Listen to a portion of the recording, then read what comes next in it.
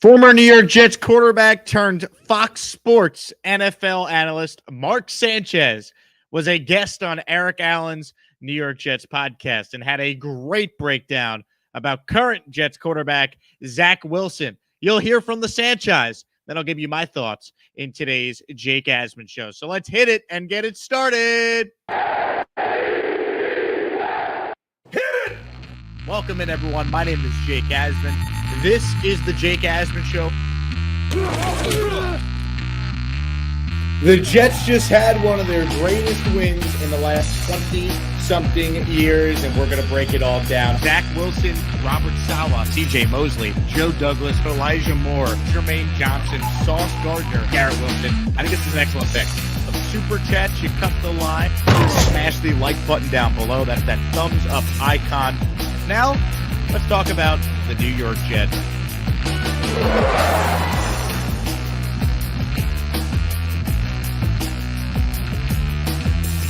Here we go on a Tuesday. Thanks for spending part of your day with us here on the channel. A lot to talk about with the New York Jets, and we're talking Zach Wilson today in the video. Mark Sanchez, I mentioned it at the top. The Sanchez was recently at the Jets practice facility in Florham Park. He was a guest on the Jets official team podcast with host Eric Allen, and it was a really good interview. I recommend every Jet fan check it out. They covered, obviously, the best years of my life as a Jet fan, 2009 and 2010, the wins on the road and the playoffs and all that. But Mark Sanchez was also asked a lot about Robert Saleh and Joe Douglas, and he, of course, was asked about Zach Wilson. And there's lazy analysis out there about Zach Wilson, and then you get great analysis out there about Zach Wilson, and it's awesome that Sanchez was the one providing the analysis. So got two clips for you here. I want to play what Sanchez had to say, and then I'll give you my thoughts on why I agree with Mark's take on Zach. So if you missed it, here is the first clip. This is Mark Sanchez being asked why he loves Zach Wilson. Take a listen. I love his mentality. I love that he has no problem cutting the thing loose, because I'd rather have a quarterback where you have to say whoa and pull on the reins a little bit than like light a fire under him and say, come on, man, like go sick him, you know? And so I'd rather have that and teach him to play the game the right way and take care of the ball and say uncle when it's time to say uncle. But that's part of being a rookie quarterback. And so Zach was figuring it out last year. And you could tell it's almost like playing pickup basketball a little bit. Like you try and test out what you can and can't get away with. And now the second year, at least he's got the same system, right? He's got the same language that he's speaking. He's got the same backups that are there that have been through the fire with him. He got a chance to step away and watch how Joe Flacco, Mike White could conduct themselves in the huddle. And I think he learned a lot from that. So those are things I would ask him. But I think he's on the right track when it comes to like talent-wise, through the roof. Now it's, what does Coach Saleh say? Neck up. Dude, just learn how to play. Learn when it's time to cut bait and move on with your life, and don't force it on a third down kind of thing. Some of the things that are easy to say and so easy to see from the outside, but as a quarterback and a little bit of a gunslinger mentality, like you want to make the play. You're so competitive that you can make every play work. And that's not the way this league works. And so he's starting to figure that out. And so he's got the drive. He's got the work ethic. You know, he's getting his guys together in the offseason, like all those kind of things. Everything's showing. I'm seeing everything I need to see for this to work out. If it works out, at least he put in the right work. Like at least he did all the prerequisites. So, I mean, Mark Sanchez is preaching to the choir here. When you just look at the numbers with Zach Wilson from last year, it's lazy analysis. What you need to look at is how Mark Sanchez broke down, you know, the difficulty of being a rookie in the NFL. He also went on to talk about just how big of a difference this past year's Jets team was to the team that he played on, where they were expected to be good. And obviously they had a bunch of Hall of Famers on the 2009 Jets. And I mean, it's just a totally different team when you try and do the comparison to Zach to Mark Sanchez. But the pickup basketball analogy was perfect. Like we saw Zach Wilson early on have to learn what he can and can't get away with. And he learned. He cleaned up the turnover problem. He didn't throw an interception the last 5 games of the year. Only him and Aaron Rodgers were the only 2 quarterbacks in football that did that. You know, I love hearing Mark Sanchez explain why he loves Wilson's mentality, that he can make all the throws. But then he also talked about the benefit Zach had when he was hurt and missed those 4 games and got a chance to watch Joe Flacco, got a chance to watch Mike White run this offense. And we saw Zach Wilson come back and really, despite the limited talent around him because of the injury problems, play within the structure of the Jets offense. So we saw it down the stretch. The numbers don't necessarily show it because they weren't lofty numbers, but the Jets were winning some games down the stretch. They were in games. They should have beat Tampa Bay. That was obviously a game that they didn't win, but they should have. And Zach played arguably his best football down the stretch. I mean, not arguably, he did. 7 starts post-injury, 9 total touchdowns against only 3 total turnovers. So, Sanchez saw it. He put it in proper perspective there. So I thought, that was, an astute observation by Mark Sanchez. Now, the other big takeaway from this conversation where Sanchez was asked about Zach Wilson was why Sanchez believes so much in Zach Wilson. Take a listen. These are never over with him. Yeah. Right? Even when it's covered, it's not, because he can move. He can move way better than I ever dreamed of moving. I wish I could roll out of bed on a Sunday and move like Zach Wilson in a game, right? Because this kid can rush for like 60 yards if he wanted. Now, when is it time when as that play extends and it gets longer and longer, you got to get smarter. Your IQ just has to continue to grow as that 4-second play turns into 6, 7, 8, 9 seconds. Well, what are you doing with the football? What's the situation? How much time is left? How many timeouts do we have? Where are we on the field? What's the real situation? How are we playing? What are the rules right now? Is it 4th down and no matter what, we got to get this ball thrown? Okay, that's one thing. Or is it 1st down and you're in your own territory and you're down 10-0? Well, that's another thing. We probably don't need to force it and go down 17-0 by throwing a pick. You know what I'm saying? And so he's going to start to register those things and put them in a Rolodex. And that's what makes him so scary. Because as soon as he figures it out there, I mean, then it's just pick and choose your spots, dude. And now he's like this prize fighter. And whenever he wants, he knows how to protect himself and just deliver a knockout blow. Oh, I love hearing that. I mean, that's the biggest thing that Zach Wilson now has. He has the experience. He's got better players around him. And the reason why he was picked 2nd overall is he's got the physical traits that most quarterbacks in the NFL simply don't have. That's why the Jets picked him at 2. They're betting on his upside. And they don't need him to be great this year. They need him to be a reason why they're no longer losing games. They need him to be a reason why in some particular games they win games, if that makes sense. Like, Zach Wilson doesn't need to go out there and be Patrick Mahomes or Aaron Rodgers, but he does need to go out there and he needs to obviously have better statistics, but he's got to go out there, take care of the ball, and put the Jets in position to win. That's the expectation from Zach Wilson, but they've helped him do it. They're going to be able to run the football really well. The Jets running game should be the best it's been since Mark was the quarterback, when Thomas Jones or Sean Green or LaDainian Tomlinson and Leon Washington were the backs in 2009 and of course 2010. So I agree with the analysis there. And here's the thing. You don't have to worry if Zach is taking the right steps to be great. He's organizing workouts with his teammates all off season long. He's adding the proper weight that the Jets wanted him to add. He's working with his private quarterback coach all off season long that happened to be in the quarterback room the second half of the season in John Beck. Everything you want to see from Zach Wilson, he's done. Doesn't mean he's going to translate. He's going to be a star in the NFL, but at least you feel like he's he's given you every opportunity to be this team's first franchise quarterback since Pennington. And really, Chad couldn't stay healthy, so you got to go back even further. You feel like if it doesn't work out for Zach, it's not going to be because, 1, the Jets didn't put him in position to succeed, and 2, he didn't try hard enough. If Zach Wilson is not significantly better this year, I'd be stunned. I just don't see how a guy with his talent level and what we saw down the stretch, it wouldn't translate now with a full year in the system, better players around him, and just going through it as an NFL quarterback, year 1 to year 2, you see that jump. So, I mean, I love everything that we have seen from Zach Wilson this offseason. I love the early reports on what his teammates have said about him, the leadership stuff. And it was cool to hear Mark Sanchez acknowledge that in this conversation. So I thought it was interesting. Obviously, it's June 7th. We're looking for, notable, Jet-related content this time. We're waiting, of course, for mandatory minicamp to begin next week. Mekhi Becton should be there. That's probably the most notable newsworthy thing, although I'd argue it's not that newsworthy that a guy who's required to be somewhere has to be there. I mean, OTAs to this point have been voluntary. So as much as we'd all love Mekhi to be there, he's not doing anything wrong by not being there, if that makes sense. So, I thought it was cool that Sanchez was that plugged in to Zach Wilson and the Jets. So good stuff there from Eric Allen with Mark Sanchez on his podcast. With that being said, I'll open it up to comments, questions, What are you guys thinking in regards to this Jets team? What is your expectation level for Zach Wilson going from year 1 to year 2? If you have a super chat, you'll cut the line. We'll also do some calls here on the show. Anything NFL, Jets related, whatever you want to talk about, I will drop the link here in the chat box. Before we open it up to some comments, questions, and some of your phone calls, I do want to say that our show is, of course, being presented by BUSR. BUSR is my official sports book. Ranger fans, big time. Game 4 tonight. Bet on it. BUSR.com/Asman. The Mets never lose. The Yankees never lose. Why don't you try and make money on both baseball teams in New York who have the best records in their respective leagues?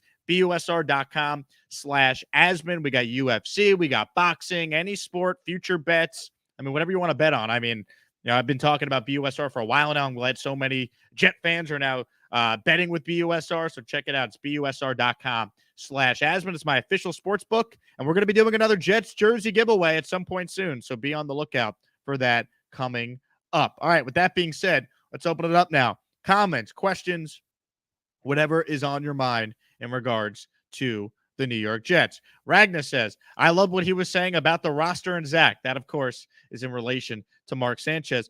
His analysis on Robert Saleh might be worth another video at some point later this week. Very good stuff there. And, Mark is a guy that knows a bunch of players in the league. He specifically mentioned D'Amico Ryans, who he played with the Eagles, who obviously is now on the Niners coaching staff, who was there under Robert Saleh. So the Sanchez, very big on Joe Douglas, very big on Zach Wilson, very big on Robert Saleh. Dakota says, Sanchez knows there's something special about Wilson, and he realizes he won't be a bust. Look, I love Mark Sanchez. Mark Sanchez, I will always have a place in my heart for. Obviously, the talent between Mark, though, and Zach, it's not even comparable. Like, Zach Wilson's talent level is off the charts compared to Sanchez, but to Sanchez's credit, he learned how to manage those games in the playoffs, especially. Like, you look at Mark Sanchez's playoff numbers. I mean, Mark Sanchez is a career 94.3 playoff rating.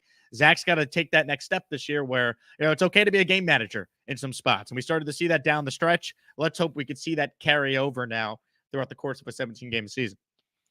Beto, I apologize. I'm sure one of the two I hopefully got right.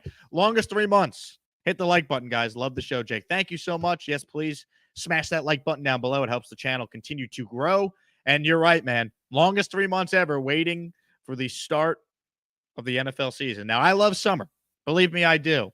But there's something special about week 1, NFL season, especially this year, where there's legitimate reason to hope for the New York Jets. VR says, Zach after injury, second half of the season, something clicked. Maybe Beck on sideline, LaFleur in the booth. I don't think there's one particular reason why Zach Wilson played much better down the stretch. I think there's a variety of reasons. I point to the games Zach Wilson got to sit back, take a breather, and what was a wild rookie season, being in New York, biggest media market in the world, second pick in the draft. He got to sit back and watch. I point to LaFleur absolutely being in the booth, as you noted, VR. I also point to the fact that you just get better over time when you're a rookie in the NFL, especially if you're a quarterback. I also point to the fact that the schedule, it got a little easier down the stretch for Zach Wilson. And I also point to the fact GVR was no longer starting on the offensive line, that LDT came in and this team was a lot better. So there were a lot of reasons why Zach had a much better second half of the year than first half. And I see no reason why we can't carry that over into year 2 now. Super chats, cut the line. We get to those first. This one is from Siegel North. Do you think we could see Sheldon Richardson 2.0? According to Nania, Larry O isn't a plus as a run stuffer. Thanks, Jake. It'd be interesting if they brought back Sheldon Richardson. Now, I don't think he has any animosity towards the Jets. When he left, it was a totally different regime. So I don't know if he'd have an issue with it. Look, he's 31 years old. He's obviously, nearing the back half of his career, to say the least. He's actually had a very good NFL career, Sheldon Richardson. Now, we all know he was, rookie of the year with the Jets in 2013, way back with Rex, still the coach then. But, it's been a while. He's kind of bounced around. I wouldn't be against bringing back Sheldon Richardson. I guess it would depend on the contract. I'd prefer Larry O, though. I would. He's a solid guy, knows the system. Kevin checks in with a super chat. Thank you, Kevin. Is it just because we have been burned so often that we seem to temper our expectations with Zach to being solid? I really feel like he has a chance to be exceptional. The way I would describe it, Kevin, is Zach doesn't need to be exceptional in year 2. I don't know if that's fair to him. Eventually, the hope is that he is exceptional, though. He's a top 10 player in the league. You drafted him second overall. So that's your expectation for Zach Wilson, that he could be that type of quarterback when you take a guy that high. So that's ultimately what it could come down to. With the development of Zach over time. Like, people want to use the Josh Allen comparison. Well, all right, let's look up Josh Allen's stats in year 2, and you tell me, Jet fans, would you sign for this stat line from Zach Wilson? Because people look at Josh Allen now, and he's one of the best quarterbacks in football. I vividly remember 2 years in not feeling great about what he was. Now, he did go to the playoffs year 2. His team went 10-6 with him as the starter. But stat-wise, he had 20 total touchdowns thrown, 9 interceptions. Now, Allen obviously uses his legs, but his completion percentage was only 58.8. I wouldn't be happy with that if that's what Zach did year 2. I think he's got to get his completion percentage a lot higher than that in year 2. Josh Allen threw for just over 3,000 yards as a second-year quarterback. Now, to be fair to Allen, Allen's obviously a guy that uses his legs. So year 2 in the NFL, Josh Allen did go out there and account for 510 yards rushing and 9 rushing touchdowns. So, that's a lot. That's a lot. So if you take his total stats, right, let's say 3,500 total yards of offense, and then you take the 20 touchdowns he threw through the air plus 9 touchdowns rushing, I think if you combine that outside of the completion percentage, we would sign for that. So I think if you want to have like Zach Wilson on the Josh Allen path, yeah, you take year 2, and then Allen put it all together. They got him Stephon Diggs, became an MVP level player in year 3. If Zach's on that path, we'd all sign for him. The question is, what does that look like in year 2? Is it the Allen path? Is it better? Is it worse? So it's tough to say. I think expectations for Zach should be that he's, a league average quarterback this year, and then really in year 3, he could put it all together. Let's see. Tony Stark says, "Hey, Jake, love the show. The babyface assassin will deliver for us Jet fans. We are here." I'm a believer in Zach Wilson. I have since day one. So if I'm wrong about him, I'll be wrong about him. But I think he's going to be a really good quarterback. Dan says, "Loving the Sanchez and Mangold content lately on One Jets Drive." It was cool that they both were there. Obviously, they inducted or announced the induction this year of Nick Mangold into the Ring of Honor. So that was cool that they did that on the podcast, surprising Mangold and his family was there. And you had Revis and DeBrickashaw on the podcast for that. But it was cool. It's good that Mark considers himself a Jet, because Mark Sanchez, obviously didn't work out the way we all hoped it was going to work out when they took him 5th overall and traded up for him. But, I mean, for many of us, Mark Sanchez is directly responsible for some of the happiest moments we've had as fans. So, I don't really care about what people outside Jet fans say about Mark. All I know is Mark Sanchez helped the Jets win 4 road playoff games and go to back-to-back championship games, and that's how I choose to think about Mark Sanchez. And he's a good dude, man. He obviously handles himself with, all class. He's a very likable person. Charles says, "Wilson just needs to manage the game. If he does that, this team should win at least 7 games, because this running game is better and this defense is better, and this coaching staff should be better on both sides of the ball. Even though I don't love the idea we're going to rest our defensive linemen and rotate them, this team should be way better overall." Tom checks in. "Hey, Jake, how do you see our division going in 2 to 3 years? How do you think teams are trending? Go Jets." There's no reason why the Jets can't be, right there with Buffalo if they do it right. But it's going to come down to Zach Wilson. I mean, Miami, in theory, could be good if Tua takes a massive leap in year 3. I don't see it, though. And then New England, you can't count out New England as long as Belichick's there, but he's 70 years old. How many more years is he coaching? Dakota says, "Sanchez was awesome as a rookie for us, started 3-0. Look, Mark Sanchez's numbers as a rookie, though, were not good. All right. The difference was Mark Sanchez was on a team that had the number 1 defense in football and the number 1 rushing attack in the NFL. Mark Sanchez as a rookie was 8-7 as a starter, through 12 touchdowns and 20 interceptions. Completed 53% of his passes. Difference is Mark Sanchez handed the ball off to Thomas Jones. His offensive line, left to right, had 1 Hall of Famer on it and 2 other guys that I think were Hall of Fame caliber players. Mangold should get in, and DeBrickashaw was obviously a great player, but Damian Woody was awesome. I mean, the 09 Jets, you had Faneca, Mangold, D. Wood, Brandon Moore. It was just ridiculous how good that team was up front.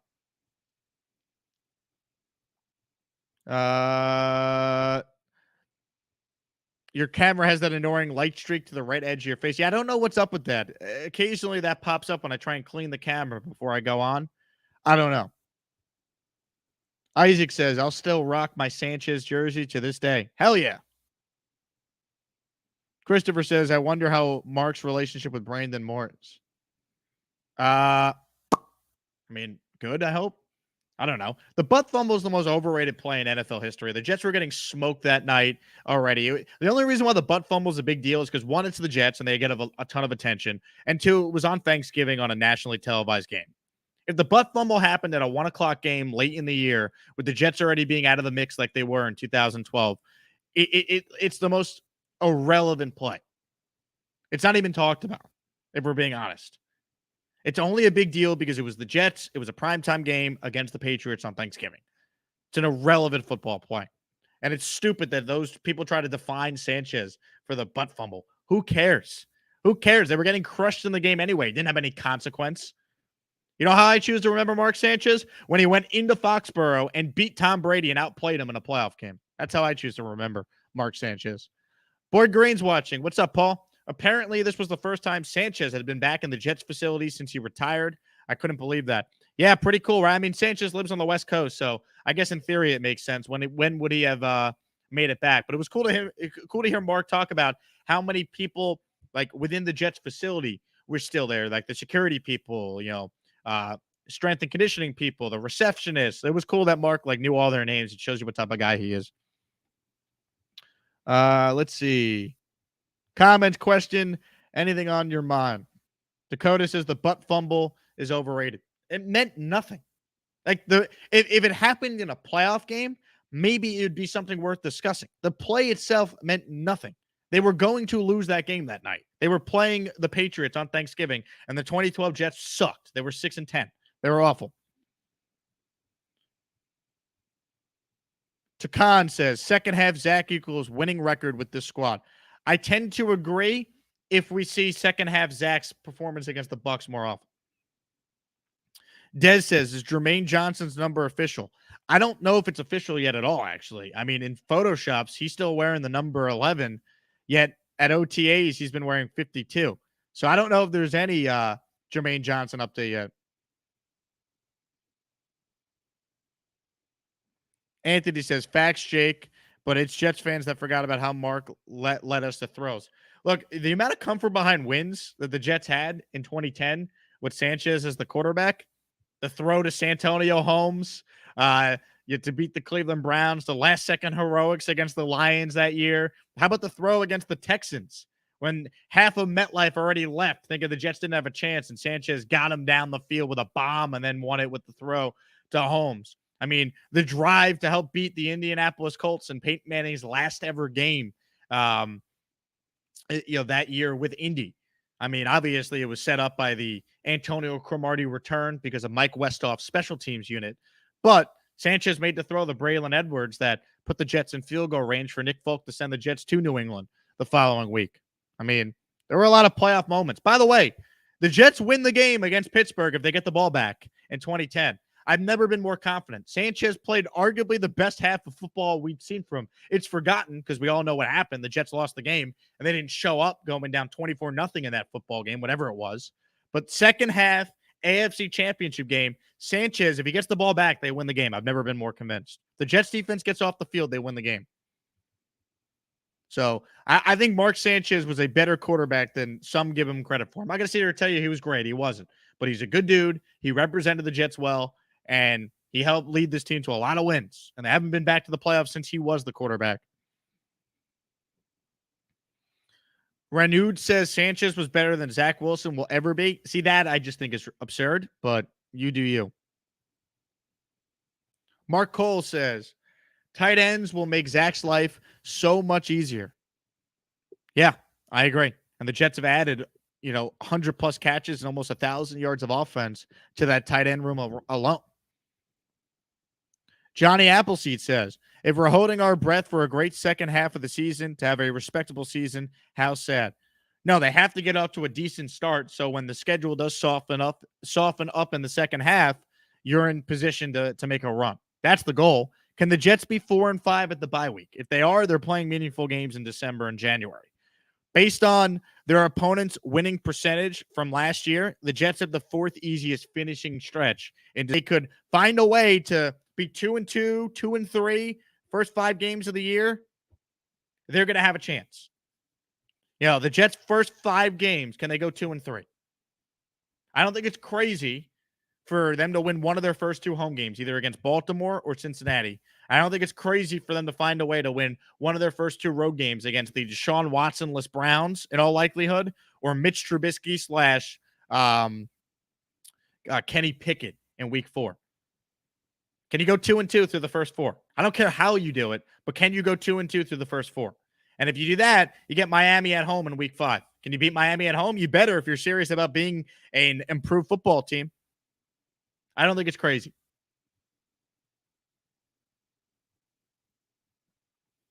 Anthony says, if the idiot offensive coordinator didn't call a pass on 3rd and forever or the 4th and 1 to Tomlinson, we're in the Super Bowl. That was not a good day for Brian Schottenheimer, but it was not a good day for Rex Ryan. It wasn't a good day for anyone on the coaching staff. They had the ultimate letdown after they had a win against New England the previous week. And it can't happen. The Jets show up, they win that game. They win that game. And if they win that game, I think they beat the Packers in the Super Bowl.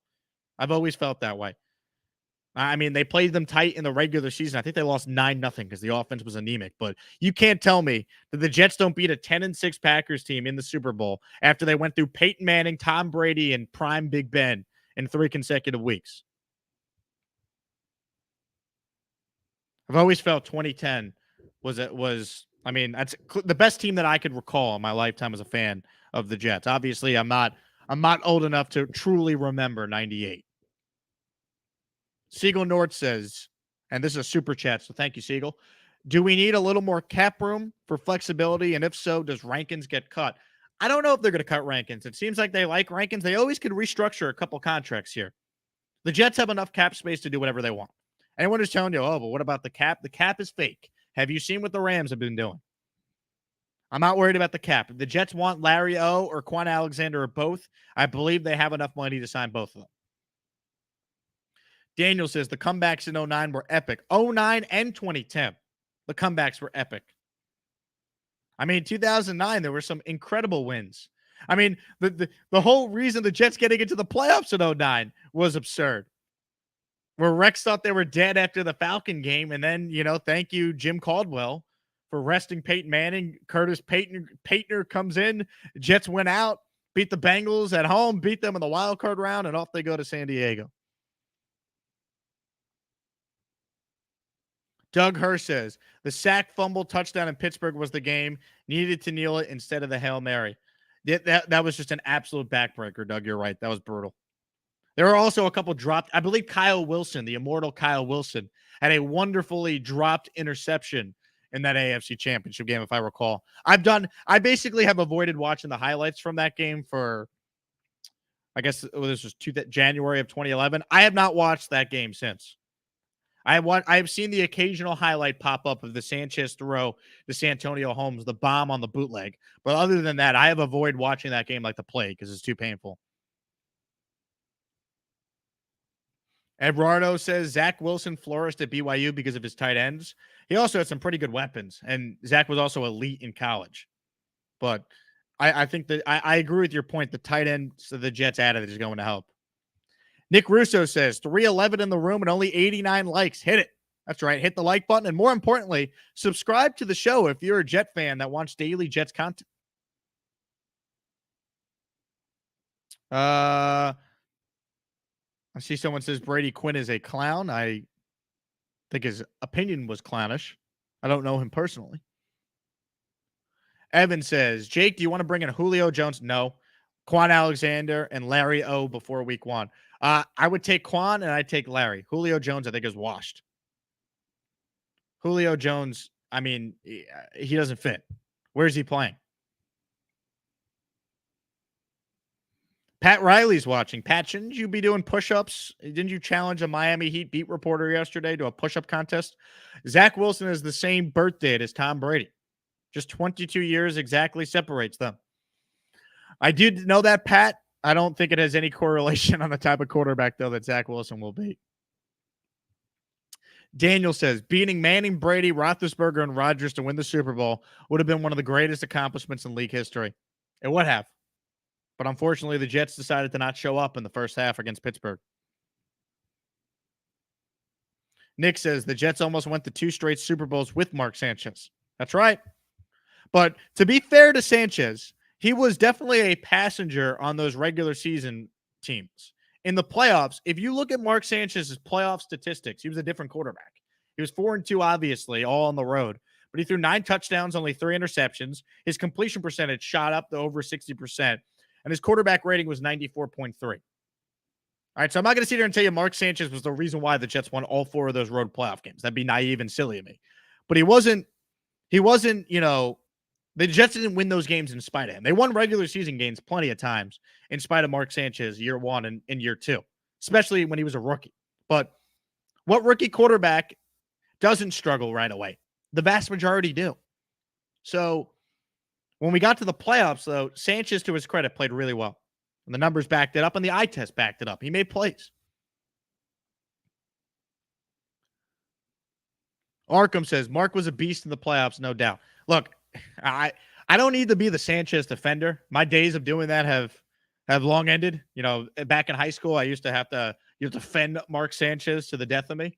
But I mean, the Jets won 4 road playoff games with him as the quarterback. If you're a Jet fan and can't appreciate that, I mean, what have you watched the last 11 years? And this team has the longest playoff drought in the NFL. Dan says, if Mims has a breakout year, what could we get in a trade for Corey Davis?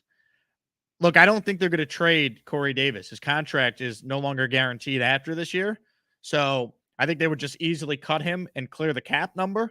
And if Mims has a breakout year, what does that mean for Corey Davis? Did he get hurt? Because how is Mims playing over Corey Davis? Corey Davis is a significantly better football player right now than Denzel Mims. And Jets forever, since I know you're going to cry about my statement here, I just want you to know no one has time for your nonsense that Denzel Mims is better than Corey Davis. He's not.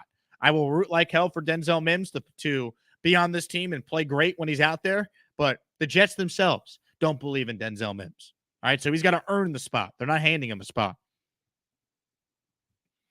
Johnny Appleseed says, Rex Ryan's Jets were sunk by John Izik's hire, along with Mack put the Jets behind the 8 ball until Joe Douglas. Absolutely. The biggest mistake, though, that Woody Johnson ever made was firing Tannenbaum and keeping Rex. Either both should have gone after 2012, or they should have been given 1 more year together. And in hindsight, I think I pretty much wanted Tannenbaum gone, and I wanted to keep Rex. In hindsight, they should have kept both of them for another year. That was a huge mistake, because it set the Jets on a path where they were not aligned. We all know what happened after Izzik came in. He was terrible. Then eventually Rex gets fired. McCagden and Bowles were never really aligned. They had the 1 good season in 2015. The roster gets old. McCagden couldn't draft to save his life. In comes Adam Gase, and we don't need to revisit how the Jets got to where they are. Connie's watching. Connie Carberg, who will be a guest on the show this upcoming Friday, the first female scout in Jets and NFL history. Can't wait to have Connie on the show. She'll be joining us Friday at 11 a.m. Eastern time. Looking forward to that. Thanks for the kind words, Connie. Anthony says, I will forever defend the Sanchez. 80-yard bomb to Braylon in 09 if Thomas and Green don't get hurt. They were up at the half against the Indianapolis Colts in that 09 championship game. They weren't ready, though. That Colts team was better. But 2010, they were ready. 2010, the Jets had a legitimate Super Bowl team. They didn't show up against Pittsburgh. And that will forever pain me. Jets NY with a super chat. Can't wait for the home opener. Redemption. Could the Jets win week 1? Could the Jets win week 1? You know what that would do for this fan base if they start 1-0, a win over the Ravens, MetLife going crazy. The vibes that we'd be feeling that day, the happiness, the joy. Tom says, do you have any sneaky guesses for a surprise depth chart changes? I think there's a chance Pinnock could be the other starting safety. I mean, it depends. When are we talking about the depth chart? The preseason or week 1? I guess it depends.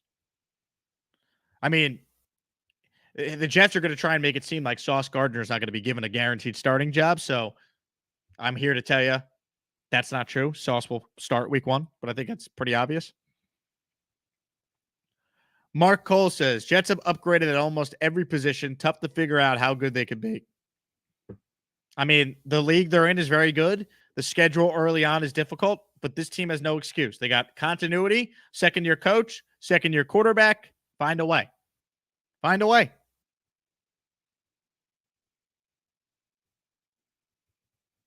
Patrick says, can we please stop saying Zach has to go after 2 years? He will develop.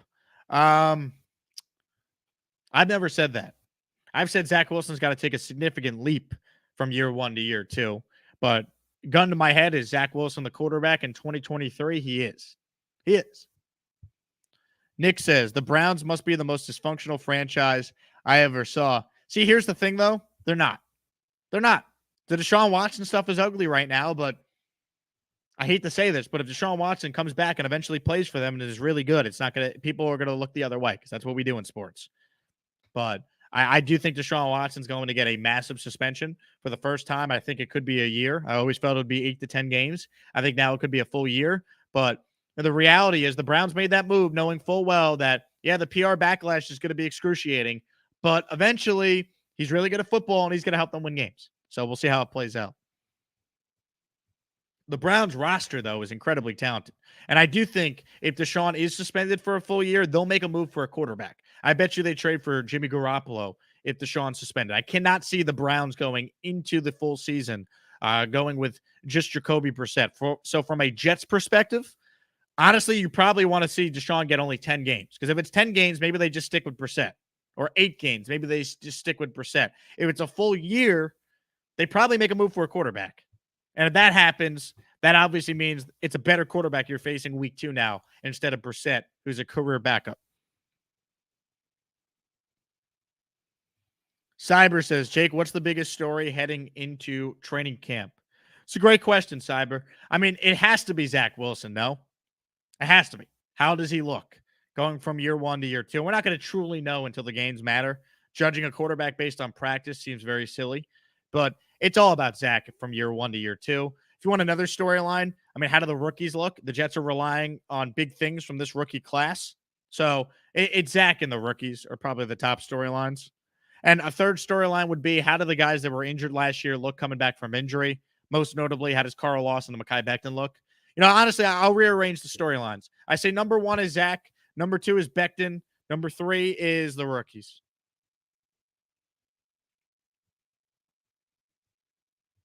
Let's keep going here. Comments, questions. As always, appreciate you guys for watching. We've got over 330 of you on here on a Tuesday. This is why Jet fans are the greatest fans in the NFL and certainly in the conversation for some of the greatest fans in all of sports. The Jets have missed the playoffs 11 seasons in a row. We have over 300 people watching a video on June 7th of us reacting to comments a former Jets quarterback made about the current Jets quarterback. The passion from this fan base is off the charts. Arkham Knight says, that Holmes pass versus the Pats was incredible. Mark put it in the perfect place. Sanchez could throw dimes, man. He really could.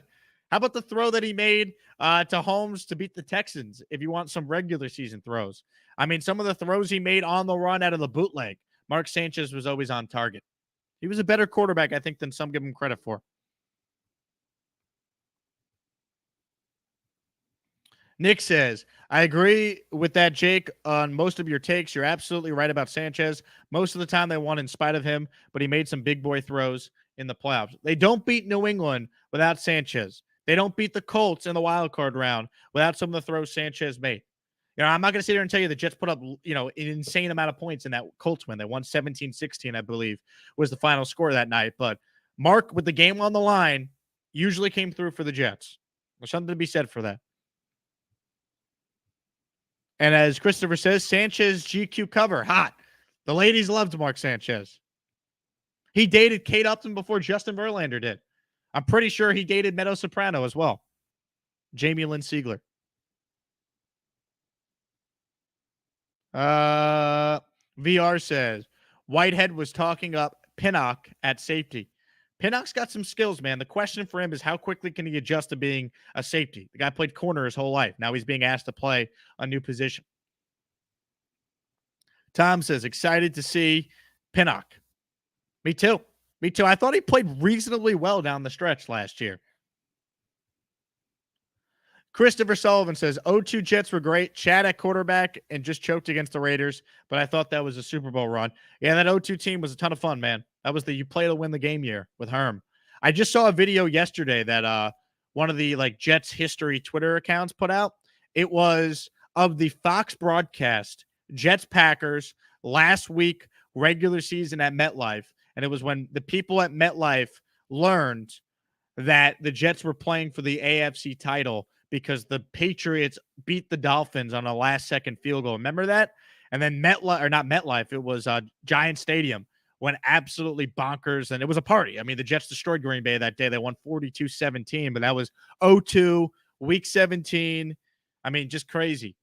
New York Jets history is the Twitter account. Show them some love if you want a great account that relives some great Jets memories. Dark Soldier says, my bold prediction, Jets beat Green Bay after a very short week for Green Bay coming from Europe. I hope. There's a chance I go to that game. I think I'm targeting the Packer game as my one road game I'll go to this year. I have never been to Lambeau. It is a bucket list item, and I look forward to going. If I get to go. Hopefully I do. Anthony D says, Jake, do you have faith in the offensive coordinator? I have a ton of faith in Mike LaFleur. I thought he did a really good job last year despite limited talent and working in 4 different quarterbacks that took significant snaps last year. A rookie who's coming from BYU who had to learn the NFL. I mean, we saw more creativity from Mike LaFleur than any Jets offensive coordinator I could recall, to a point where other teams copied plays the Jets ran. Dallas tried the play the Jets ran against Miami with the hook and ladder play in the playoffs. Against the Niners, they ran that play. I think Mike LaFleur did a really good job, and I love the fact that you have Calabrese and LaFleur as the 2 voices and Zach Wilson-Deere. John Beck was in the room last year with the team, got to work with Zach in the offseason to implement what they wanted to see Zach work on, and now it's time to put it all together. I have a lot of faith, though, in Mike LaFleur. Adam says, do we trade Mike White, cap savings, and we need a roster spot? There's no rush to trade Mike White. He's not making a lot of money. I like having depth in the quarterback room. David says, I like Sanchez, but he's very full of himself. He told AVT he was a legend at USC. Let it go, dude. I mean, he's saying that tongue-in-cheek, David. And Mark Sanchez was a great player at USC. He won a Rose Bowl. He was the 5th pick in the draft. I mean, Mark Sanchez was a great player in college. Dakota says, our depth is key right now. It is key. They have way more depth than they've ever had. Jorge Posada is watching. Hip, hip, Jorge.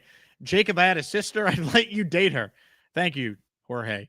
Jets taking a huge leap this year. Too many guys with chips on their shoulder, great energy, great momentum with low media expectations. I mean, there are some in the media that have high expectations for the Jets. There's plenty that don't. And hopefully that motivates them. But I don't think they need that motivation. Like, they got the right guys in that locker, and they probably are tired of losing. So let's go. Let's win football games. Dan Goldstein, smash the like button, you filthy animals. Well said. Johnny Appleseed says, Pennington highly underrated and underappreciated. Not by me. Chad Pennington was the first Jets jersey I ever owned. I love Chad. Here's the thing with Chad. Injuries, man. He only played 10 years in the league. But Chad Pennington was a damn good quarterback. He really was. I mean, 8 years with the Jets, he had a winning record. He went out there and he led them to the playoffs in 2002 and in 2004 and in 2006. I mean, he's won Comeback Player of the Year award twice. Is Chad the only player to ever do that? I think he might be. I mean, Chad Pennington was a damn good quarterback. Unfortunately, injuries.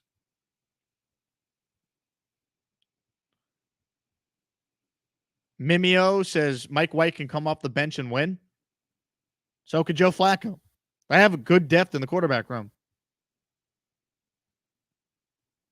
Sean Frank says once LaFleur moved to the booth, he was great. That's where he wanted to be. He also was a first-time offensive coordinator, working with a rookie quarterback, rookies all over the offense, AVT, Elijah Moore, Corey Davis trying to learn a new system, new guys on the offensive line. This team was a lot better offensively down the stretch with Zach at quarterback and LaFleur up in the booth. They now have better players around both those guys. I am very excited about Mike LaFleur. There are some Jet fans worried about Mike LaFleur. What happens if he leaves to be a head coach somewhere? I hope it happens. That means Zach Wilson probably balled out if Mike LaFleur is getting a head coaching opportunities. That's a good problem to have. Isaac says, happy Joe anniversary, fellas. 3 years ago, we got the best GM in Jets history. Joe Douglas was hired on this day 3 years ago. Jerry says, Mike LaFleur is one of the brightest OCs in the NFL. Certainly is.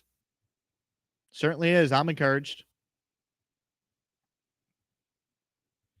Ragnar says, Mark saying the team's got players now, players that wow you, players that keep offensive defensive coordinators up at night. If you just look at the Jets roster, if you look at the offensive skill positions, how do you guard Davis, Moore, Berrios, Wilson, tight ends? How do you guard Uzama? How do you guard Conklin? How do you guard Rucker? How do you stop Breece Hall? How do you stop Michael Carter? How do you stop this offensive line if Becton's healthy to join Fant as the opposite tackle? AVT in year 2. Pro Bowl guy in Laken Tomlinson. How do you stop this team? If Zach takes a leap, this team should be very good. It comes down to the quarterback. Richard says, Jake, if you go to the Packer game, take off the shirt with Jets on the chest.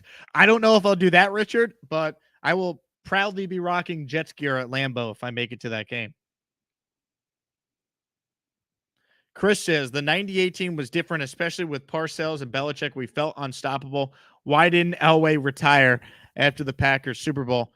I mean, why did the Jets have to blow a 10-0 lead to Denver in 98? That team would have won the Super Bowl, I believe, if they got by Denver. It's a shame. Daniel says, could Elijah Moore be the number 1 wide receiver? I'd be surprised if he isn't. I think he's going to be over 1,000 yards this year, and he's the go-to guy. Chris Reynolds says, I really would love the Jets to get Brandon Shell back as a backup / swing tackle. Chris, not a bad thought. Not a bad thought. Jerry says, Chad and Ken O'Brien were the best Jets quarterbacks besides Namath, but Wilson will surpass them. Yeah, honestly, if you're ranking all-time Jets quarterbacks, Namath's obviously 1. Ken O'Brien's 2. Chad 3. Is that fair? I mean, I love Mark Sanchez, but you're not putting Mark on that list. Not putting Sam Darnold or Geno Smith or 1 year of greatness from Ryan Fitzpatrick on that list. Not putting Glenn Foley or Ray Lucas on that list. Not putting Richard Todd on that list. It's unfortunately a very sad list, and hopefully Zach Wilson changes that.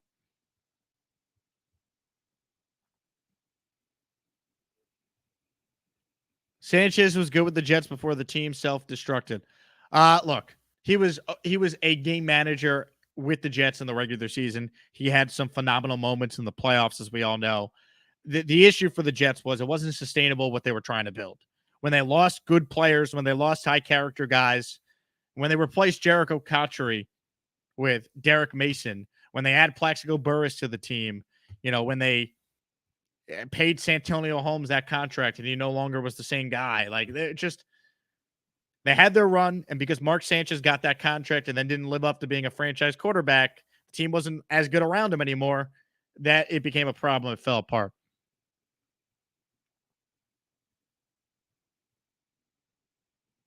Dakota says, Pennington is a Jets legend in my eyes. Any Jet quarterback that could take a team to the playoffs 3 separate times, I can understand why he'd be a legend in your eyes. Richard says, my son is 10 years old. He's a huge Packer fan. We need to win. Richard, how did you let your son be a Packer fan if you're a Jets fan? You got to let him suffer through the pain with you. Isn't that how it works? I mean, it would have been very easy for me to just grow up a Giants fan and see 2 Super Bowls in my lifetime by now, but my dad was a Jet fan. Pennington was a surgeon with an average arm. He won with his brain.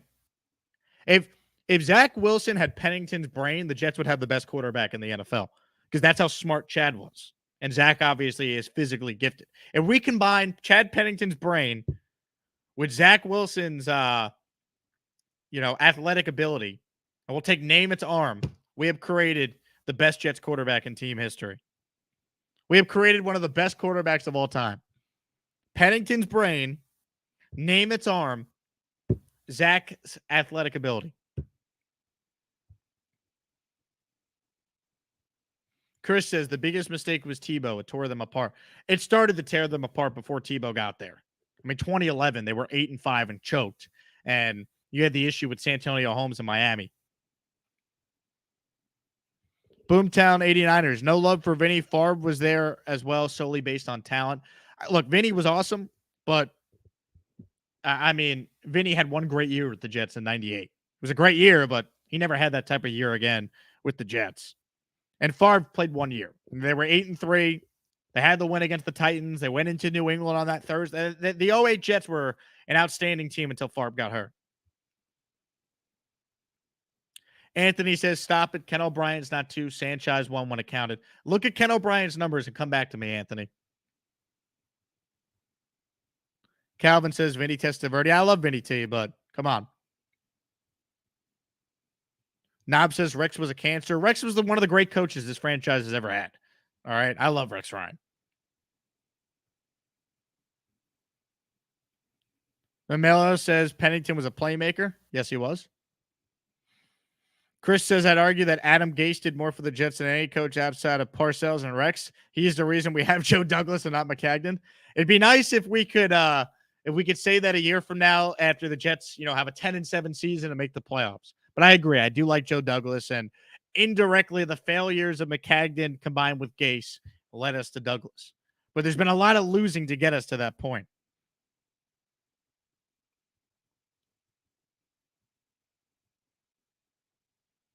Rhymes on deck says that 018 could have won it all before Favre's injury. The Jets and Giants were actually on a collision course that year to potentially meet in the Super Bowl. The Giants were 12-4 that year, and they looked every bit as good as a team that was legitimately going to repeat as a champion. And then Plaxico shot himself, and that ended that. But 08 was a lost year for both New York teams. The Giants were a team that had a first round bye. They got beat by the Eagles at home in the divisional round. And the Jets collapsed. And it cost Eric Mangini his job. Jerry says, Bill Parcells got Vinny to be a good quarterback. I mean, look, Vinny had 98. I mean, no one could take that away from him. That was an incredible year.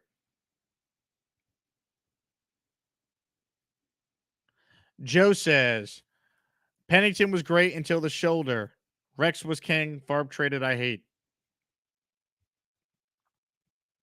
Patrick says, our biggest mistake is not drafting Marino instead of O'Brien, and I liked O'Brien.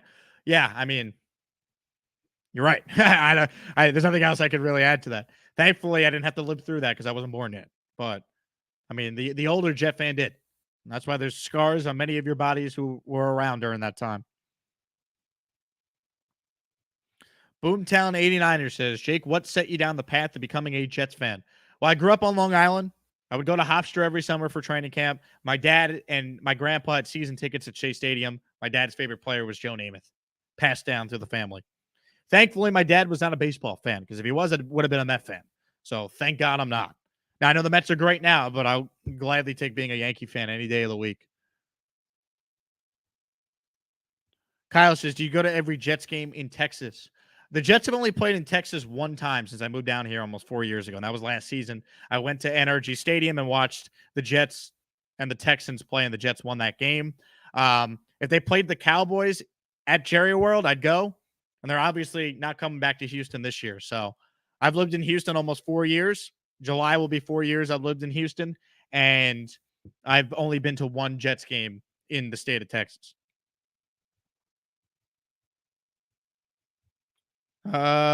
Siegel says, is Pennington going to coach someday? I've always felt like he'd make a hell of a quarterback coach. I don't know. I'm trying to get Chad on the show. We can ask him that question.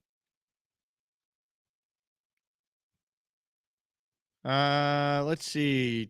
Do a couple more here. Appreciate all 300 plus of you watching live. Please hit the like button if you haven't already. Subscribe as well if you're a Jet fan. Let's see. Have I missed any big comments or questions here? Someone says Derek Mason cost me my fantasy league championship with the Jets. Thoughts and prayers, Jerry. Obviously, this is still affecting you years later, and I'm sorry. Big Bert says Sam versus the Cowboys. That was at MetLife. Big Bert. That was not in Dallas. That was not in Dallas. When was the last time the Jets played the Cowboys at Jerry World? I think it was the game where they won on a Saturday night, the game before New England in 2015 with Fitz as the quarterback. Rhymes on Deck says, I'm going to MetLife for Miami and Chicago, maybe Lambeau for the Packers. Hope to see you there, Rhymes. Hope to see you there. Or at least one of those games. VR with a foot joke about Rex Ryan. Nicely done. Let's see. Jerry says, Joe Douglas and Ballard from Indianapolis are the best GMs in the NFL. Look, Joe Douglas is very good. He's not at the Ballard level yet till the Jets start winning some games in the regular season. It's got to translate. But I love Joe Douglas. You're not going to find a bigger Joe D fan than me. I just try to be realistic and call it how I see it. At some point, the Jets got to win football games. Hopefully, that some point is right now. Can't be talking about how great these trades have been and how great these draft picks have been, and the team goes out there this year and they're 5-11. Yeah, or I guess it would be 5-12 because we play 17 games now. Like, this team's got to go out there and they have to win at least 7 games. Anything short of that, I think, would be a massive disappointment. Tom says, moved to Colorado last month. Catch you at Mile High October 23rd. I'd love to go to Denver, Tom. I've never been. I don't know if I'll be at that road game, but I'd love to certainly check out Denver. I've heard great things about that city. Let's see. Nick says, I want Josh McCown to come back as the quarterback coach. The Josh McCown thing is fascinating. The guy was nearly the Texans head coach this hiring cycle, never interviewed for any other head coaching job, and is going right back to coaching his son's high school team as an assistant quarterback coach / wide receiver coach. He was this close to being an NFL head coach. You'd think if he wanted the job so bad, he'd go and be a QB coach somewhere to improve his stock to then get a job next year or the year after. Fascinating. Joe says, Jake is king, all sub and like. Thank you, Joe. Appreciate you. Chris says, Sanchez and I once dated the same broad. Well, Chris, I have no idea if this is true, but I'm happy for you. Hawk says, good afternoon, everyone. Speaking of Jets, just saw the new Top Gun movie, and it was freaking awesome. I saw it on Sunday, and I loved it. You know, I don't know if you guys come to this channel for my random movie takes, but I thought Top Gun Maverick was excellent. Honestly, one of the best sequels to a movie I've seen. It did a nice job paying respects to the original while also forming a new storyline and new characters. Very good. Tom Cruise was excellent. Miles Teller, friend of the Jake Asman show, was great. It was really good. Rhyme says, Douglas has done well with roster building, just needs to equate the wins now. Absolutely. Some point it's got to be about winning games. That's some points right now. I think the Jets will have a winning season. I hope you're right, me Mello. I hope you're right. Jake bleeds green. For better or worse, I do. Sean says, agreed, Top Gun Maverick was an all-timer. It was a very, very good movie. And it's one of those movies where you have to see it in a movie theater, I believe, to truly appreciate it. Because it's that type of film. Like, there are some movies you could watch wherever. This is one of those movies where you want to watch it in a movie theater. Jets Fleet says, is Adam Gase the worst coach in New York sports history? There'd be Jet fans that argue Rich Kotite was worse. So I don't even know if he's the worst coach in Jets history. Depends on a Jet fan you talk to. He's certainly in the conversation, though. Nick says the Meadowlands Stadium was better than MetLife. I mean, MetLife stinks. You guys know my thoughts on that. I don't need to do the rant again. Mr. J Biz says, Jets playing in Dallas next year. I'll see you there, Jake. Maybe I'm back in New York at that time on local radio or doing something on TV there or media. But if I am still living in Houston and the Jets play in Dallas as they're supposed to next year, Mr. J Biz, I will be there with you. So hopefully that happens. Ogre King says, what's the most impressive about Zach's interceptionless streak at the end of the season is the wide receivers that were on the field during that time. No Davis, no more. Mostly guys who couldn't get separation. Also, no Crowder for some of those games. Braxton Berrios got hurt in the last game of the year, so the Bills game was a joke where you're missing your top 4 receivers. I mean, Zach with better talent around him, an improved offensive line, improved running game, continuity in the offense. There's no reason why he can't build on what he did in the second half, continue to be aggressive, but lack the turnover-worthy throws and win games. That's how I feel.